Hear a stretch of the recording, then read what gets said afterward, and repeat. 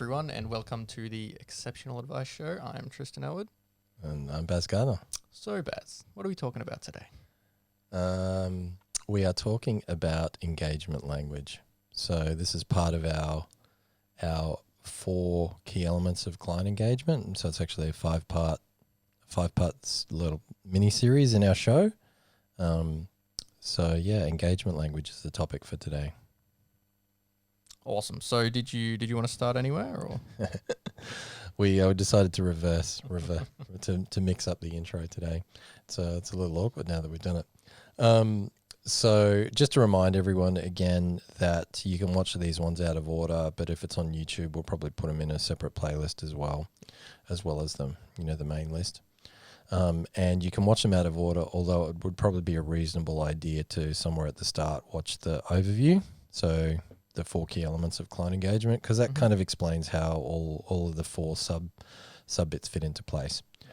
So we've covered off on the 4 elements, which are price pressure, contextual sequence, relationship status, and then we're on to the 4th one today, which is engagement language. So what's engagement language? What does it mean? what is engagement language? This is one of the easy ones to answer. It's all to do with what you communicate when you're talking to clients, basically when you're engaging someone. Yeah. So how are you communicating with clients? What is your engagement language? And I guess there is a little bit more to it than just that, because if we delve into it and explain it more, well, what do we mean by engagement language? Because it's not just the specific words you used, is there? No, because we talked about it in a couple of the other episodes as well. You're always communicating consciously and subconsciously. Yeah, and by the way, if you haven't watched the episode on conscious versus subconscious communication, yeah, it's a good one as well. Yeah, that will definitely help give some framing to the stuff that we're talking about today as well. So in other words, what is your engagement language? And it's much broader than just the words you use. So if you're pumped, if you're completely amped and you're totally in the zone, and you say a sentence, is that sentence going to come across slightly differently to the same sentence said if you just had one of your loved ones die, and you've had a bunch of other negative stuff happen right before you say the sentence? No, it'll come off exactly the same. Yeah, good one. Yeah. No, it won't. I think he was trying to demonstrate it at the time. So my point is that communication goes far beyond just the words that you're using. So, and again, in all of the episodes, we kind of keep mentioning this thing: intent trumps everything. And your engagement with a client always starts with you. It starts with your mindset, what you believe, how you perceive your value, whether you're clear with yourself about the reason that you're doing what you're doing. It all starts with you. And so the same thing applies to your language. Your intent, your state of being, your state of mind will change how you communicate, because communication is not just conscious, right? It's not just the words you use. It's the sentence syntax. It's the intonation. It's the energy that you put into things with your body and your language. Okay, I was taking Tristan's lead there a little extreme. See, exactly the same. Comes across differently, doesn't it? So how you communicate, the energy you put into it, the thought, and the intent, it all changes how it's interpreted or how it's experienced by the other person. And so when we're looking at engagement language and we're going through this and we're working with advisors, and by the way, not just advisors, when we're looking at it for ourselves, right? So we follow our own advice. We review our work. We take a look at what we're doing. We record our meetings and we go over how we've gone in those meetings. I've had some interesting ones this week, and I've really had the chance to self-reflect on, did I do that well? Did I not do that well? Is this the client? Is this me? These are really important questions.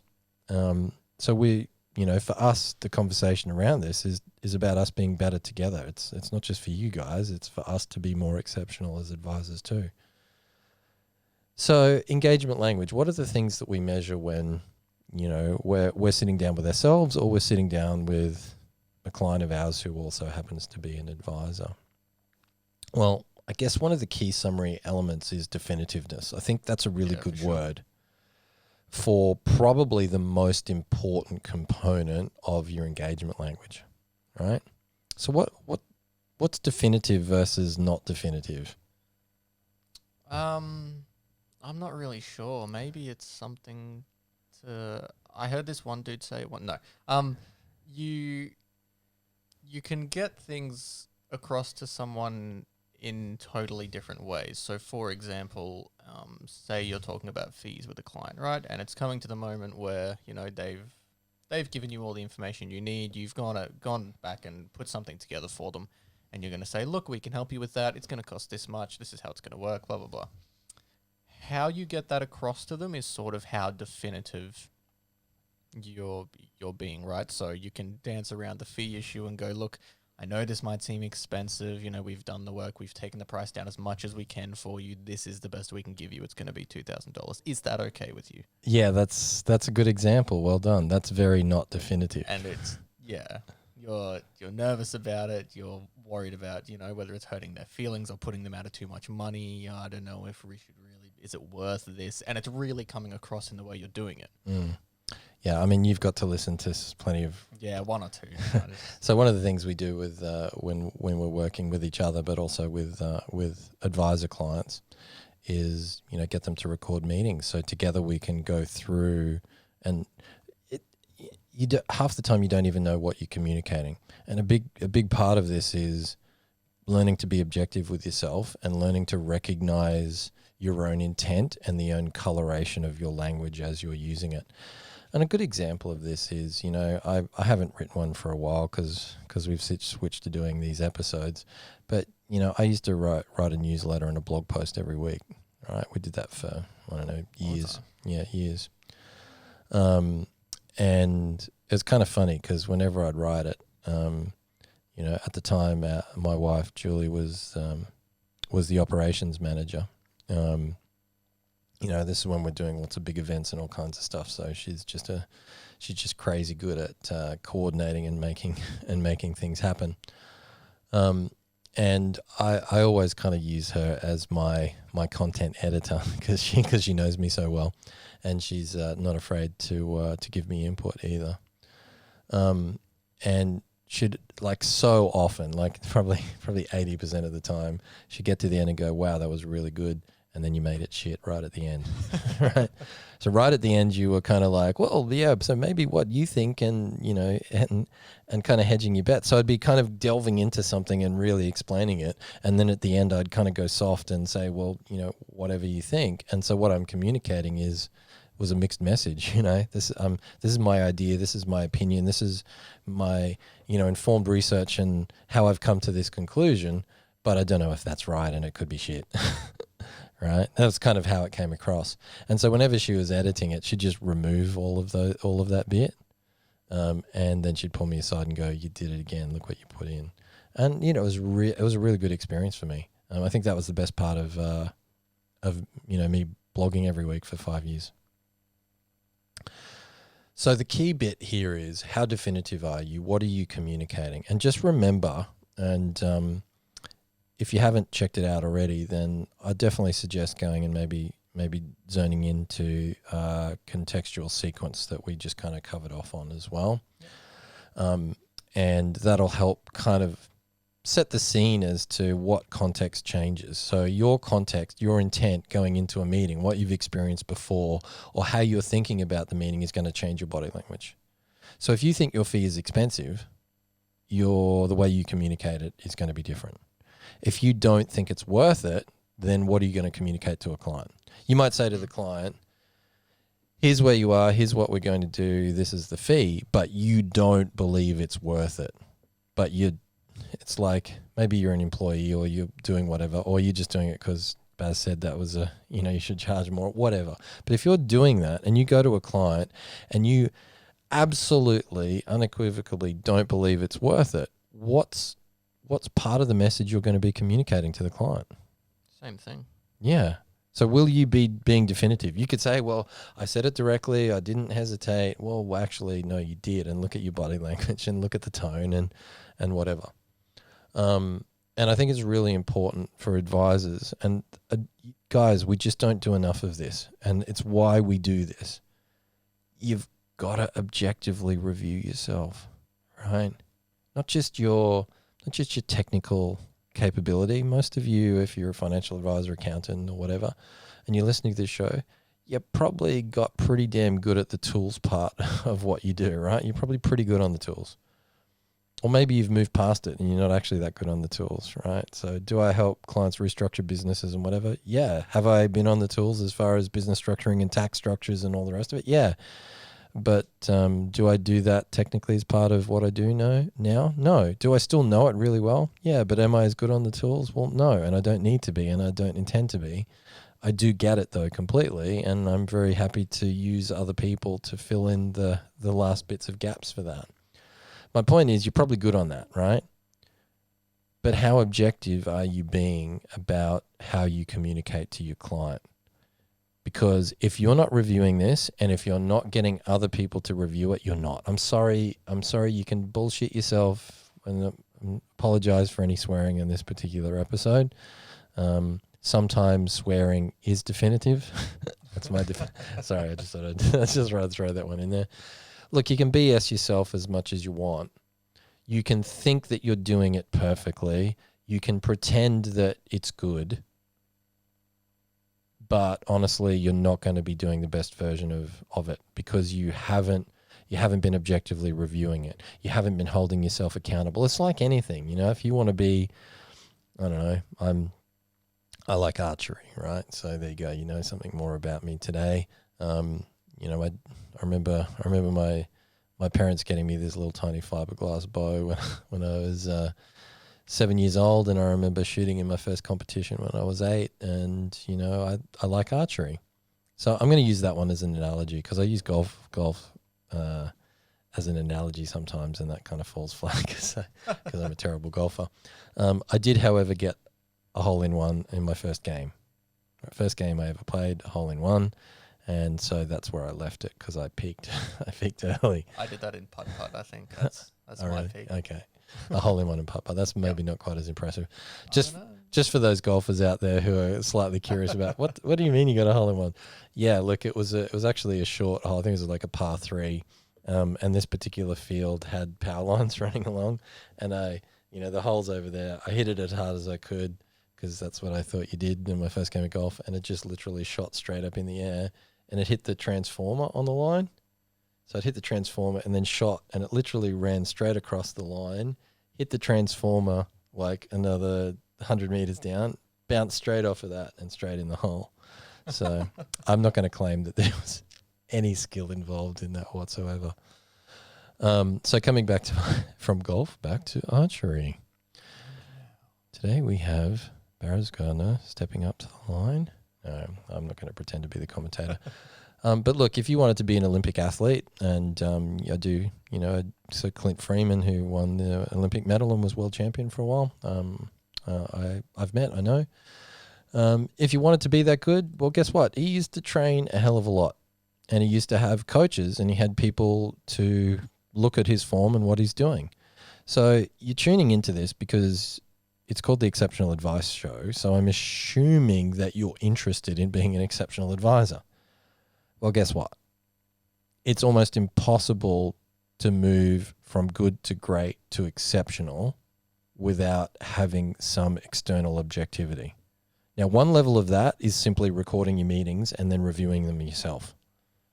But even then, it's hard to be completely objective about it. I mean, it's an important thing to do, and I encourage you all to do it. But getting other people to do it, doing it with your other team members, getting external parties to come in. Right, it's important to do. I get my clients, the ones that I've been engaged with them for longer, to review what I do. We don't do enough of this. You're not doing enough of this. You're taking the most important part of what the value is in your business, in your career, your engagement. It's the most important part, and I think advisors generally take that bit for granted when it's actually the most important bit. They think they've got it. Well, no, I don't have it. I'm obsessed with it, right? I teach other people it. I practice it myself. You know, I've built algorithms and formulas and scorecards and metrics, and I've done workshops and, you know, hundreds of keynotes, engagements, and all the rest of it about this topic, and I don't have it, right? I'm so far from having it. It's not funny. You know, every week I learn new lessons about my own level of ability to run client engagement. And I'm excited by that because it means I can keep doing this for a lot longer yet. So my point in this, you're not doing it enough. You need to be objective. You need to review it. And I know I've spent a lot of time talking about this right now, but it's just such a big deal. If you want to be definitive about your engagement language, if you want your engagement language to be on par, then you're going to need to review it, because in the moment, you don't even know. It's too hard to even know what you're communicating. So, and I always ask people this, right, to help them understand, right? Have you ever been around someone when you're just in the same room as them and it feels like they're sucking the energy out of you? Yep. Okay. You said that a little too definitively. Yeah. Right? You weren't thinking of anyone in particular way. No. All right, smartass. So yeah, look, everyone can answer that question, and hopefully it's not me. But for some people, I'm sure I push their buttons, and look, you can't resonate with everyone. That's the first thing you have to understand. It's my first rule of social media. Some people are not going to like you, and that's great. Okay, so hopefully you've listened to me ramble on today. So, we've got a bit of resonance and connection. So yeah, as far as your language goes, how you communicate is at so many different levels. So it could just be your presence. It can be your energetic state, and your frame of being and your state of reference all makes up your intent, and that changes the color of your language every time. And, we've had the pleasure. It's not always super exciting, but it is actually pleasurable. Of listening to lots of recordings. So we don't just run our own meetings. We then punish ourselves by listening to recordings of lots of other advisors' meetings, and then of each other's meetings. So we must be nut jobs who are really obsessed with this whole advice process, and we definitely are. And in doing that, I can definitely say to you, and it's really kind of cool to be able to say to someone, listen to how you spoke then. Right? What were you really communicating there? And then when you went into it, what were you thinking? And can you see how when you went into it, your fear of this or your perspective on the client is like this, like shaped you forming this fixed position, and then you communicated it directly to the client and helping them see that. So every single time, your perspective, your context, your intent changes how you communicate. And learning how to master that is a process. Right, and it's a process that I'll be working on for the rest of my life. But this is really the concept of engagement language. So how definitive are you being? And we talked about definitiveness. So do you really mean it? Okay, what's the fee? What's your value? Are you being upfront with people? Are you hedging your bets? Now it's kind of interesting because most of you tuning into this, you're already really good advisors, right? I don't kind of get to meet and speak to people too often that I'm not like, wow, this lady or this guy is really good. That's exactly how it happens. So they're really good at what they do, and their definitiveness around their advice itself is usually off the charts. And in fact, most of the people I get to speak to are better at it than I am. Right? I listen to it and I go, wow, that was really good. And where consistently there's a fall down is the definitiveness of their own value. Okay? So if there's one bit where, maybe I shine above a lot of the people that I get to work with, it's the understanding the value and translating that to someone. By the way, I'm not perfect at it. By the way, do I sometimes, sometimes get the sweaty palms or whatever when I'm talking about money or whatever? Yeah, look, sure. Because it's the best reflection and challenge to self-worth. It's your value. When you got to say to a client, This is where you are. This is where you want to be. Here's how I'm going to help you get there. The value is on you. And I think that's why a lot of advisors don't delve into more exceptional advice, because they focus on the technical structured bit, because it's confronting to move beyond that, because then it's all about you, right? Not the advice. The advice was great. The advice was sound. It was, structurally perfect. Well, no, exceptional advice isn't about structurally perfect advice. It's about helping people to get more of what they want out of life, to be a better version of themselves, to be accountable to those things, to have better relationships, make better choices, to be clear about who they are, to confront their own obstacles in the way, all of these kind of things. That's exceptional advice. And if you're getting someone to pay for that, that's all you. You can't kind of hide behind something. That's why owning your own value and learning to be clear about it is one of the kind of precursors to becoming better at the life-changing exceptional advice bit. It all kind of fits together in that nice synchronous pathway. So fees, value, who you are, what you expect from clients, what your advice is. These are all of the areas that we would encourage you to be looking at and thinking, how clear am I being? How definitive am I being? Am I being upfront? And what are the things that my own belief patterns or fears or concerns or whatever, how am I actually communicating that? Because like we said before, you could be saying the words right, but communicating two different messages. So then your client's getting both messages at once.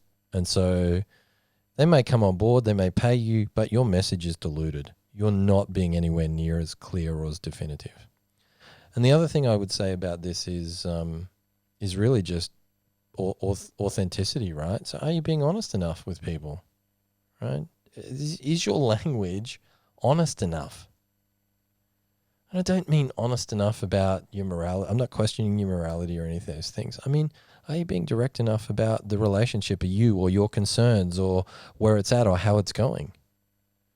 Are you hedging your bets? Are you leaving things on the table? And so they're all the things we consider in, engagement language.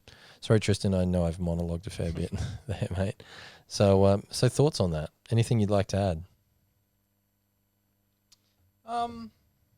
Not really. I mean, if you want to delve deeper into something, we can do that. But I think that's a really good overview. Okay. Of kind of everything that you have to consider when you think about the definitiveness. The only real thing I'd want to expand a bit on is the what are you communicating versus what are you saying. And especially when you go back and look at yourself, even if you see a not so great picture of yourself that someone's posted somewhere, you are easily your biggest critic for reasons that no one else even notices. And so at times you kind of have to keep that in check. But it's also a very big strength when it comes to reviewing your own stuff. So it's very easy to be critical of yourself. That's a really good point, and maybe one that you weren't intending to make, but I might just expand upon it. Yeah, sure. And that is that I think a lot of the reason advisors don't review their own work is because it's confronting. Yeah, definitely. Because you are your biggest critic. And so it's easier for you to just say, no, I'm good, I've got this, and then subconsciously steer away from, the act of looking at yourself saying stuff. Or like when I say recording meetings, right, I don't expect you to set up a video camera in your interview room. But certainly if you're not doing Zoom meetings now in the age of COVID, then you're never going to cotton onto the technology. Just for the record, all my meetings are via Zoom. And, I've got clients that have been clients for years that I know more about them than they do about themselves half the time. And, they're some of my closest connection and best friends. And we've had some, their outcomes have just been mind blowing. And I've not met them in person, right? So I think video and the nuance of video, you can get all of this stuff across. You can be definitive, you can be direct, you can read body language, you can read energy. Is it as good as being in person? Look, no, but it's probably 95, 96%. So yeah, I just wanted to quick segue. So if you're, as we do, so we run everything via Zoom. So we just have our meeting set up to record to the cloud. And I just say this to clients: look, our meeting's being recorded, and it's for a couple of reasons. The main reason is because we don't want to miss things.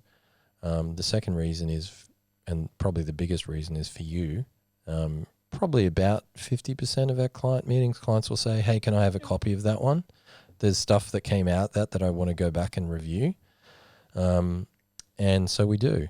And we also use it for the third reason, which is to review how we've gone, right? Just like we're going to tell you guys to do, we review how we go. We've just, for anyone who's curious about the tech side of it, we've just got it set up to auto delete. So we let clients know that they can ask for a copy whenever they want, but we're not going to keep it as a permanent record. That's just part of how we handle the privacy, but also the data, because we're doing a lot of meetings and that's a lot of storage space. So what is it, about every couple of weeks? We do every 3 weeks. Okay, so every 3 weeks. So it was 21 days, and then okay. I couldn't remember if it was 14 days or whatever. So yeah, very important to review that. And I think one of the reasons a lot of people won't, and Tristin really kind of made a great point there, is because you're your biggest critic, right? And I get it as well. When we're working with clients and we're asking them to record meetings and we're going to sit down and go through that together, how does that feel when you're not just going to criticize yourself, but you're going to have someone else go through and pull that apart? That can be quite confronting, right? Yeah, of course. Yeah, absolutely. I know if I open that up to other people to, hey, take a look and give me critique, it's not an easy thing to do. And again, that's why we're not trying to work with everyone either. We know which clients we want, and then they need to have reached a point where, the ego has got them to, hey, I want to be better at this, and I'm willing to be wrong, and I'm willing to have constructive input. So for us, that's important. But yeah, your subconscious is probably set up to make you avoid reviewing your own progress on this. And if you let that win, then you're not being the best version of yourself, and you're not really committed to the process of exceptional advice, in my opinion. This is such a big step, recording your client meetings and reviewing it yourself.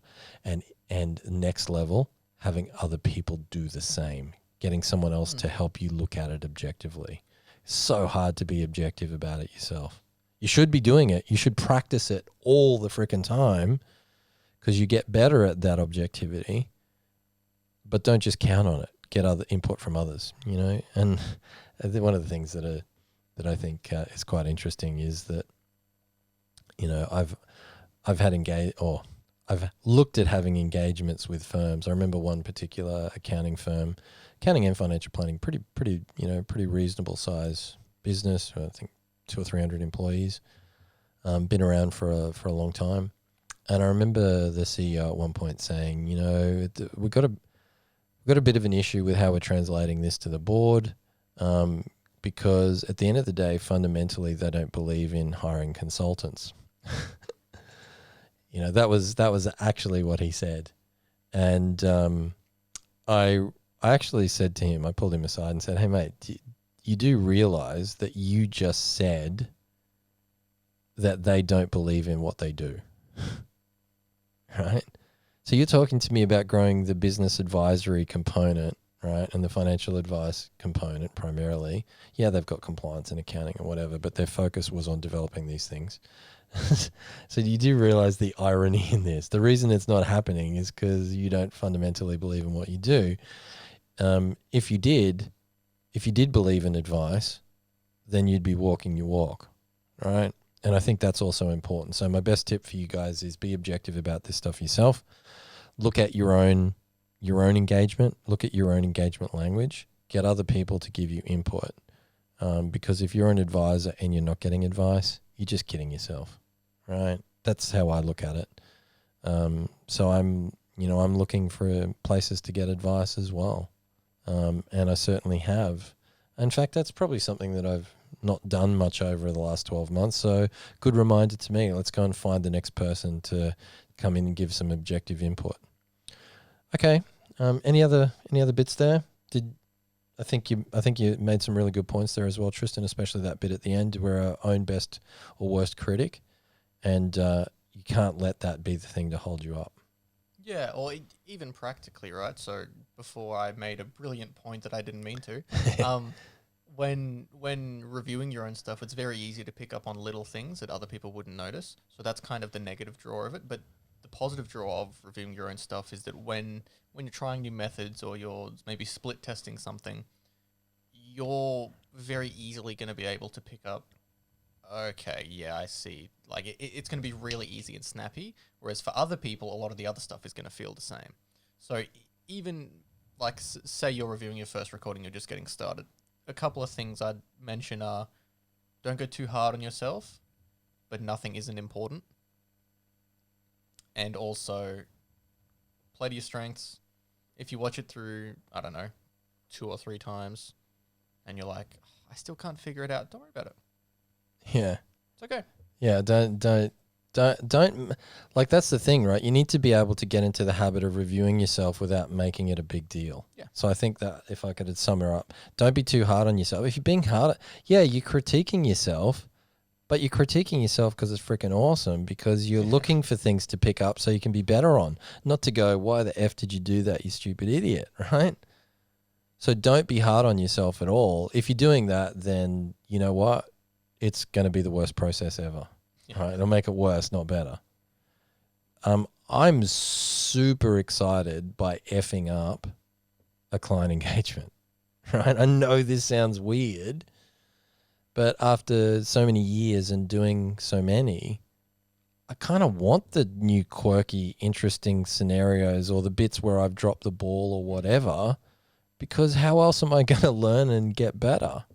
So remember that. There's no such thing as perfection, just iteration, okay? You're never going to be perfect at client engagement. So let go of that idea, and then maybe you can let go of the self-fear or recrimination about reviewing your work and get excited by it. Get excited by giving yourself input and having input from others so you can do a better job of this, right?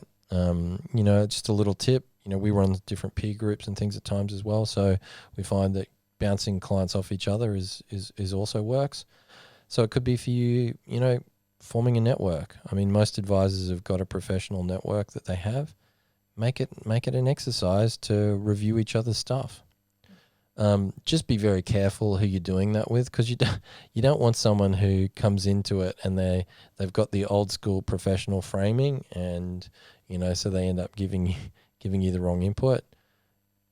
Listen to the entire series on client engagement before, and make sure that anyone who's giving you input has listened to all of them, would be my tip.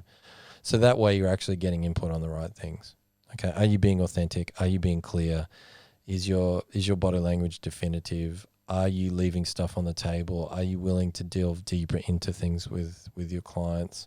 And are you owning your own value? That's really the core elements. And so, yeah, get other people to go on this journey with you. Get them to watch the videos so they know where they're at, and then work on it together.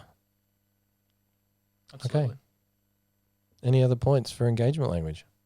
No, that's it from me. All our notes are ticked off. Okay. Awesome. Cool. Well, thanks everyone for joining us this episode. If you're watching on podcast, feel free to throw us a follow on YouTube, like, sub, whatever you like. And make sure to check out the other videos in the playlist. 4 key elements of client engagement. There's an intro, and then the 4 individual ones going into more detail. Thanks for watching, and we'll see you next episode. See you later, everyone.